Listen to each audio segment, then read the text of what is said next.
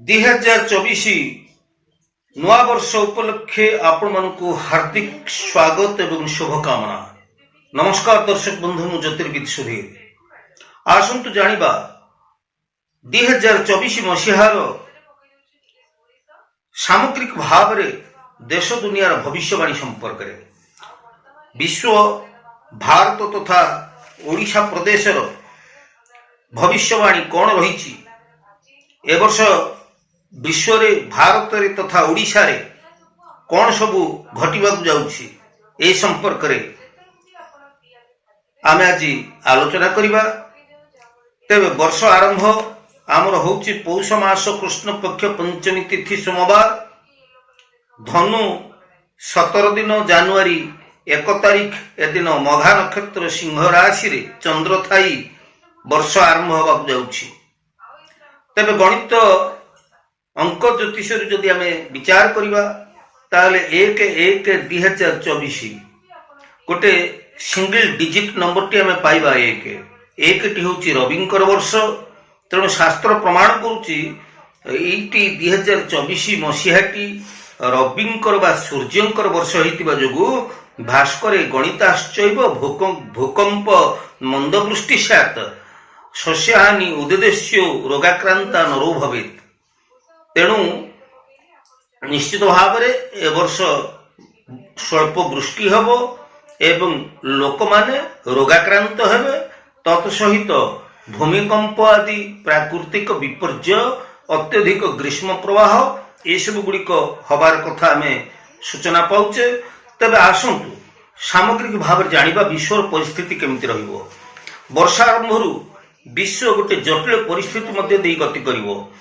ବିଶ୍ୱରେ ଆର୍ଥିକ ଏବଂ ବାଣିଜ୍ୟ କାରବାର ଭଲ ରହିବ ନାହିଁ, ଅର୍ଥନୈତିକ ଅବସ୍ଥା ଭଲ ରହିବ ନାହିଁ। ପାଶ୍ଚାତ୍ୟ ଏବଂ ମଧ୍ୟପ୍ରାଚ୍ୟ ରାଷ୍ଟ୍ରମାନଙ୍କ ମଧ୍ୟରେ କୂଟନୈତିକ ଶତ୍ରୁତା ଯୋଗୁଁ ଯୁଦ୍ଧର ଘନଘଟା ଲାଗି ରହିବାର ଏ ବର୍ଷ ଜଣାଯାଉଛି। ତେବେ ବିକଶିତ ରାଷ୍ଟ୍ରମାନେ ନିଜର କ୍ଷମତାର ଅପବ୍ୟବହାର କରିବେ। ସୀମା ବିବାଦ, ବିସ୍ତାରବାଦୀ ନୀତି, ଆତଙ୍କବାଦୀ କାର୍ଯ୍ୟକଳାପ ପାଇଁ ଦେଶମାନଙ୍କ ମଧ୍ୟରେ ଯୁଦ୍ଧ ଏବଂ ବିପର୍ଯ୍ୟୟ ଘଟି ବହୁ ଧନଜୀବନ ହାନି ଘଟିବାର ସମ୍ଭାବନା ରହିଛି। ତେବେ ନଭମଣ୍ଡଳୀୟ ଗବେଷଣା ପାଇଁ ବିଶ୍ୱବାସୀ ଅନେକ ତଥ୍ୟର ସନ୍ଧାନ ପାଇବେ। କ୍ଷୁଦ୍ର ରାଷ୍ଟ୍ରଗୁଡ଼ିକ ଖାଦ୍ୟାଭାବ ଏବଂ ଅର୍ଥନୀତି ପାଇଁ ବହୁ ସମସ୍ୟାର ସମ୍ମୁଖୀନ ହୋଇପାରନ୍ତି। ତେବେ ପରମାଣବିକ ଶକ୍ତି ପ୍ରଯୁକ୍ତି ବିଦ୍ୟା ଫଳରେ ଅନେକ ଦେଶ ଆତ୍ମନିର୍ଭରଶୀଳ ହୋଇପାରିବେ।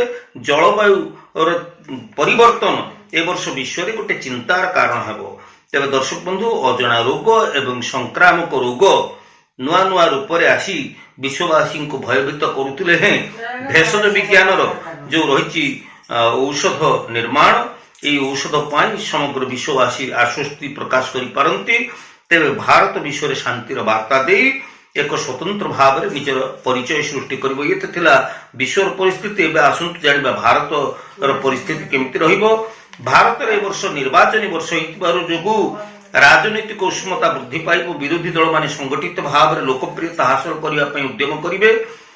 ତଥାପି ନରେନ୍ଦ୍ର ମୋଦିଙ୍କର ଦୃଢ଼ ନେତୃତ୍ୱ ଏବଂ ଲୋକପ୍ରିୟତା ପୁଣି ଥରେ ତାଙ୍କୁ ସରକାରକୁ ଆଣିବ ବୋଲି ଯାହା ସୂଚନାରୁ ଜଣାପଡ଼ୁଛି, ଗ୍ରହମାନଙ୍କର ଅବସ୍ଥାରୁ ଜଣାପଡ଼ୁଛି। ଏ ବର୍ଷ ଗ୍ରହ ଚକ୍ରକୁ ଯଦି କାଳ ଚକ୍ର ଆମର ଯଦି ଦେଖିବା, ଆମ ଭାରତ ବର୍ଷର ସ୍ୱାଧୀନ ଭାରତ ବର୍ଷର ଜନ୍ମଚକ୍ରକୁ ଯଦି ଦେଖିବା ତାହେଲେ ଯେ ପ୍ରକାର ଗ୍ରହର ଅବସ୍ଥିତି ରହିଛନ୍ତି, ସେଥିପାଇଁ ପୁଣି ଥରେ ସରକାର କ୍ଷମତାକୁ ଆସିବାର କଥା ସୂଚନା ମିଳୁଛି। ତେବେ ମନ୍ତ୍ରିମଣ୍ଡଳୀୟ ଅଦଳ ବଦଳ ସହିତ ନ୍ୟାୟିକ ବ୍ୟବସ୍ଥାରେ କିଛି ପରିବର୍ତ୍ତନ ଏ ବର୍ଷ ଦେଖାଯାଇପାରେ। ଶିକ୍ଷା, ସ୍ୱାସ୍ଥ୍ୟ, କୃଷିର ଉନ୍ନତିକରଣ ପାଇଁ ସରକାର କାମ କରି ଅଧିକ ଲୋକପ୍ରିୟତା ହାସଲ କରିବେ। ଶିଳ୍ପ, ବିଜ୍ଞାନ ଏବଂ କାରିଗରୀ କୌଶଳ ଦ୍ୱାରା ଭାରତ ସମୃଦ୍ଧିଶାଳୀ ହୋଇପାରିବ। ଚାଷୀଙ୍କର ଉନ୍ନତିକରଣ ପାଇଁ ଭାରତ ସରକାର କାମ କରିବେ। ବେକାରୀ ସମସ୍ୟା ଦୂରୀକରଣ ପାଇଁ ପଦକ୍ଷେପ ନେଇକି ଭାରତ ସରକାର ଉଚ୍ଚ ପ୍ରଶଂସିତ ହୋଇପାରିବେ। ଭାରତର ପ୍ରତିରକ୍ଷା କ୍ଷେତ୍ରରେ ନିଜର ସ୍ଥିତିକୁ ମଜବୁତ କରିବା ସହିତ ଚୀନ ଏବଂ ପାକିସ୍ତାନ ପଟୁ ଥିବା ସମସ୍ତ ବିପଦକୁ ପ୍ରତିହତ କରିବା ପାଇଁ ବା ଶତ୍ରୁମାନଙ୍କୁ ଦୃଢ଼ ଜବାବ ଦେବା ପାଇଁ ଭାରତ ବର୍ଷ ସମର୍ଥ ହୋଇପାରିବ। ତେବେ ବନ୍ୟା, ବାତ୍ୟା ଏବଂ ବିଭିନ୍ନ ପ୍ରକାରର ଭୂମିକମ୍ପ ଭଳି କିଛି ଘଟଣା ଯାହା ଭାରତ ବର୍ଷରେ ଦେଖାଯାଇପାରେ, ତେବେ ଅଜଣା ରୋଗ ସଂକ୍ରାମକ ରୋଗ ନୂଆ ନୂଆ ରୂପରେ ଯାହା ଭାରତୀୟ ମାନଙ୍କ ମନରେ ଭୟ ଉତ୍ପନ୍ନ କରୁଥିଲେ ମଧ୍ୟ ଭାରତ ସରକାର ସମୟୋଚିତ ପଦକ୍ଷେପ ଦ୍ୱାରା ବହୁ ଧନ ଜୀବନ ହାନି ଘଟିବାରୁ ନିଶ୍ଚିତ ଭାବରେ ଚେଷ୍ଟା କରିବେ ଏବଂ ସମଗ୍ର ବିଶ୍ୱକୁ ଭାରତ ଶାନ୍ତିର ବାର୍ତ୍ତା ଦେଇ ବିଶ୍ୱରେ ଏକ ସ୍ୱତନ୍ତ୍ର ପରିଚୟ ସୃଷ୍ଟି କରିବ। ଏତେ ଥିଲା ଭାରତ ବର୍ଷର କଥା। ଏବେ ଆସନ୍ତୁ ଜାଣିବା ଓଡ଼ିଶା ପ୍ରଦେଶର କଥା, ଆମ ରାଜ୍ୟର କଥା। ଏ ବର୍ଷ ରାଜ୍ୟରେ ନିର୍ବାଚନୀ ବର୍ଷ ହୋଇଥିବା ଯୋଗୁଁ ଆମ ରାଜ୍ୟରେ ମଧ୍ୟ ରାଜନୈତିକ ଉଷ୍ମତା ବୃଦ୍ଧି ପାଇବ। ବିରୋଧୀ ଦଳମାନେ ସରକାରଙ୍କର ଶାସନର ସ୍ୱଚ୍ଛତା ଉପରେ ଅଙ୍ଗୁଳି ନିର୍ଦ୍ଦେଶ କରିବେ ଏବଂ ନିଜର ଲୋକପ୍ରିୟତା ହାସଲ କରିବା ପାଇଁ ବିଭିନ୍ନ ପ୍ରକାର ଉଦ୍ୟମ ମାନ କରିବେ। ଏପଟେ ରାଜ୍ୟ ସରକାର ନିଜ ଦଳ ଭିତରେ ଥିବା ଆଭ୍ୟନ୍ତରୀୟ ଯାହା କିଛି ସମସ୍ୟା ରହିଛି ତାକୁ ସଜାଡ଼ି ନେଇ ପୁଣି ଥରେ ସରକାର ଗଠନ କରିବେ ବୋଲି ଯାହା ଗ୍ରହମାନଙ୍କର ଗୋଚରୀୟ ଭ୍ରମଣର ଅବସ୍ଥିତିରୁ ଆମେ ଆକଳନ କରୁଛେ। ତା ଛଡ଼ା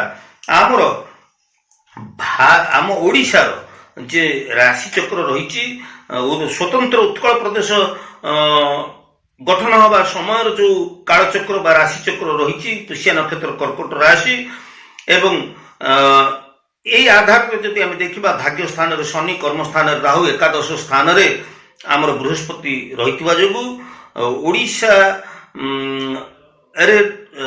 ପୁନର୍ବାର ସରକାର ଶାସକ ଦଳ ପୁଣି ଥରେ ଶାସନ କ୍ଷମତାକୁ ଆସିବାର କଥା ଅନୁମାନ କରାଯାଉଛି।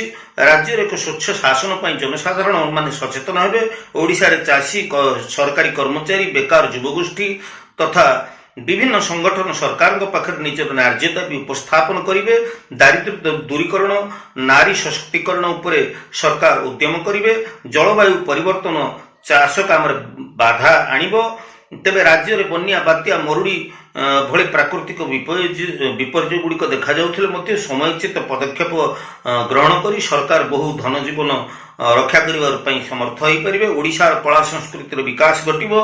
ଶିକ୍ଷା, ସ୍ୱାସ୍ଥ୍ୟ ପାଇଁ ସରକାର ପଦକ୍ଷେପ ନେବେ। ଓଡ଼ିଶାରେ ଜନସାଧାରଣ ମାନଙ୍କ ମଧ୍ୟରେ ଧାର୍ମିକ ଚେତନାର ଉଦ୍ରେକ ହେବ। କିନ୍ତୁ ଆଜିକାଲି ଯୁବପିଢ଼ିଙ୍କର ନୈତିକ ଅଧପତନ ଯାହା ଆମମାନଙ୍କ ପାଇଁ ନିଶ୍ଚିତ ଭାବରେ ପୀଡ଼ାଦାୟକ ହୋଇପାରେ। ତେବେ ସାମଗ୍ରିକ ଭାବରେ ଏ ଥିଲା ଆମର ଭାରତ ତଥା ଓଡ଼ିଶା ପ୍ରଦେଶର ଭାଗ୍ୟ ଭବିଷ୍ୟତ 2024 ମସିହାର କେମିତି ରହିବ। ତେବେ ଦର୍ଶକ ବନ୍ଧୁ, ଆପଣମାନଙ୍କ ଅନୁରୋଧରେ ମୁଁ ପ୍ରସ୍ତୁତ କରିଥିଲି ଦେଶ ଦୁନିଆର ଭବିଷ୍ୟବାଣୀ। ତେବେ এই উপস্থাপনাটি আপনার কেমতি লাগিলা? যদি এই উপস্থাপনাটি আপনার ভালো লাগিଥାଏ নিশ্চিত ভাবে মোর ভিডিওকে আপনার সবসক্রাইব করবে, লাইক করবে এবং শেয়ার করবে। দ্বাদশ রাশিফল সম্পর্কে আপনার ভিডিও দেখন্তু, জাণন্তু 2024 মସିହାটি আপনার কেমতি কটিব। তেবে আজ তো সময় হয়ে যাইছে দর্শক বন্ধু, পরবর্তী অধ্যায়ের দেখা হব। সে পর্যন্ত বিদায় নউছি। জ্যোতির্বিদ সুধীর। জয় জগন্নাথ।